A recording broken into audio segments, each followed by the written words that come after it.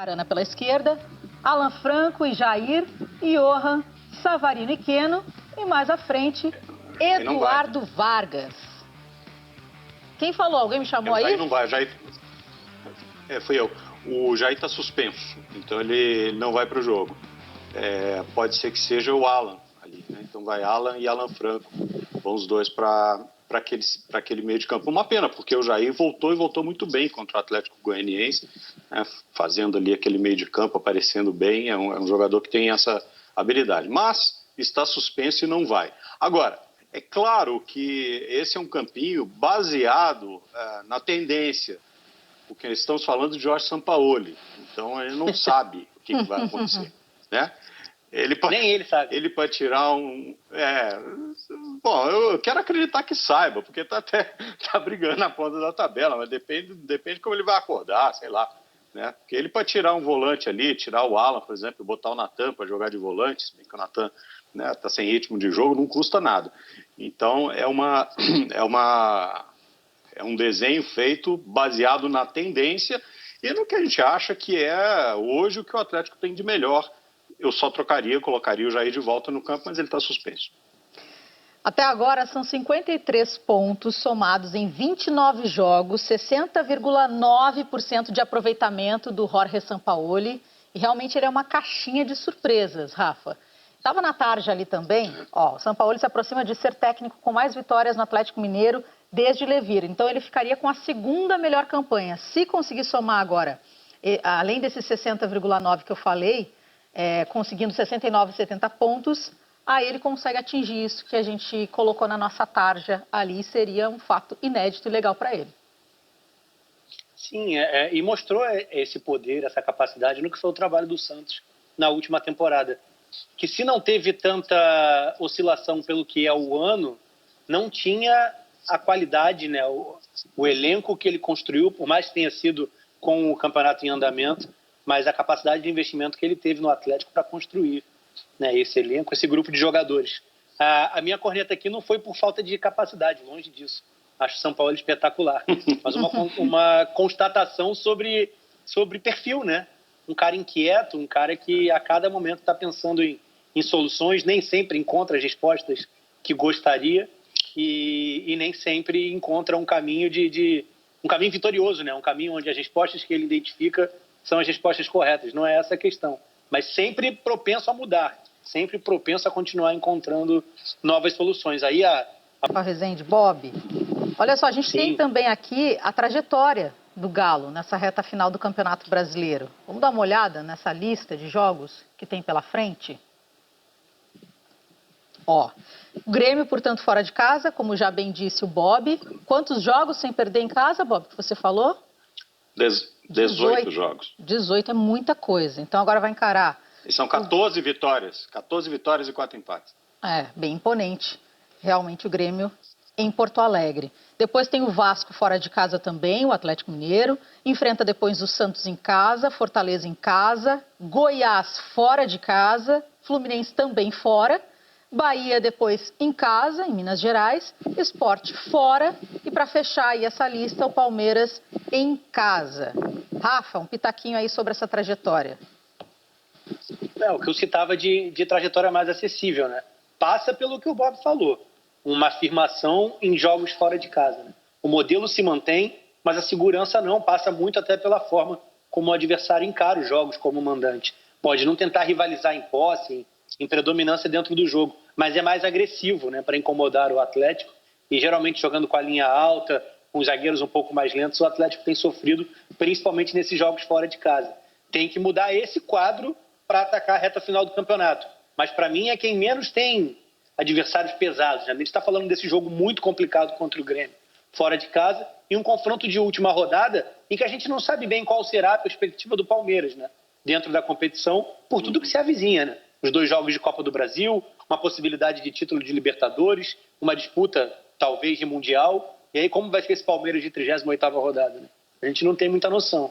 Então eu acho que essa sequência é muito boa para que o Atlético retome, né, esse viés de alta, esse momento de vitórias para se assumir como protagonista, né? Era a expectativa que eu tinha pelos descansos de meio de semana, né? por mais que seja um campeonato diferente, era um Atlético jogando menos do que os outros. E isso acabou não sendo a vantagem que eu imaginava que seria até aqui no Brasileirão. Talvez aconteça nessa reta final. Eu também. Vamos colocar o agora... Atlético ficou 16 dias sem jogar e quando voltou não mostrou nada de novo. Inclusive perdeu. Estava praticando basicamente um Kenoball ali. Era a bola esticada pelo lado esquerdo, o Keno vai no 1 contra 1 para tentar resolver uma jogada.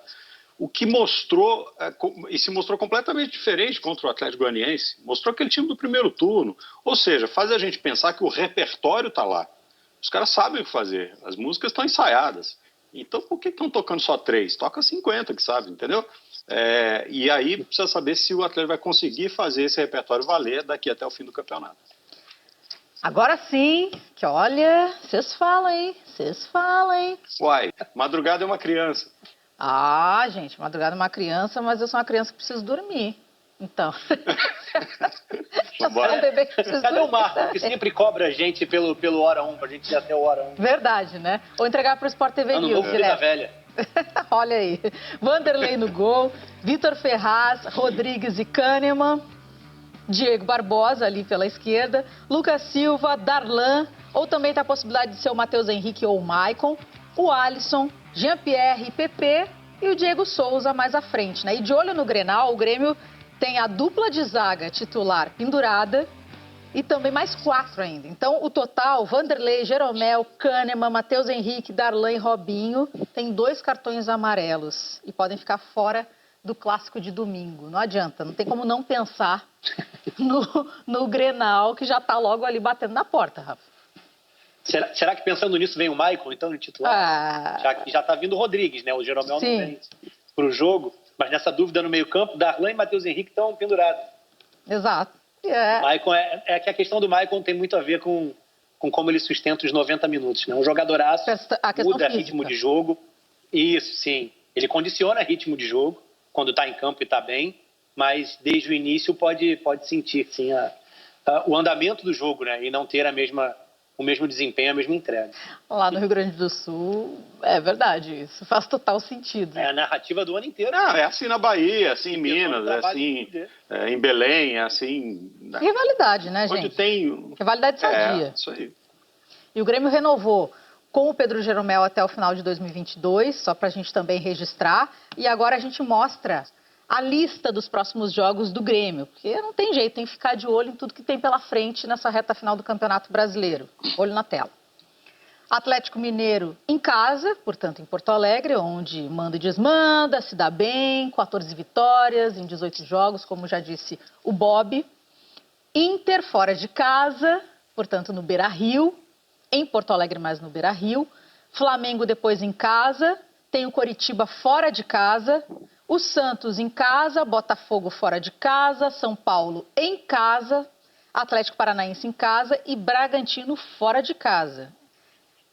Esses 3 primeiros jogos aí pode definir o caminho do Grêmio agora nessa busca pelo título, Rafa.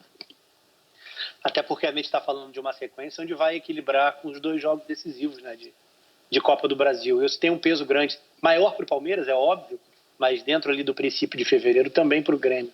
Então, esses confrontos, que são confrontos diretos, né, na parte de cima da tabela, são bem emblemáticos. Acessíveis, assim, indiscutíveis, né, para o Grêmio, nessa reta final, Coritiba e Botafogo. São 2 jogos fora de casa, né, que demandam um pouco mais de desgaste, enfim, para se afirmar e buscar resultado. Mas todos os outros jogos têm uma característica de dificuldade, né? O próprio Bragantino, mesmo falando de última rodada, a gente está falando de um time em alta e que o objetivo é muito mais de afirmação do que posição A ou B dentro do campeonato. O Atlético sempre chato, jogando em casa. Um Santos que, por mais que esteja envolvido em reta final de Libertadores, já vai estar um pouco mais à frente, consegue ser competitivo dentro do Brasileirão. É uma trajetória, uma caminhada bem complicada para o Grêmio.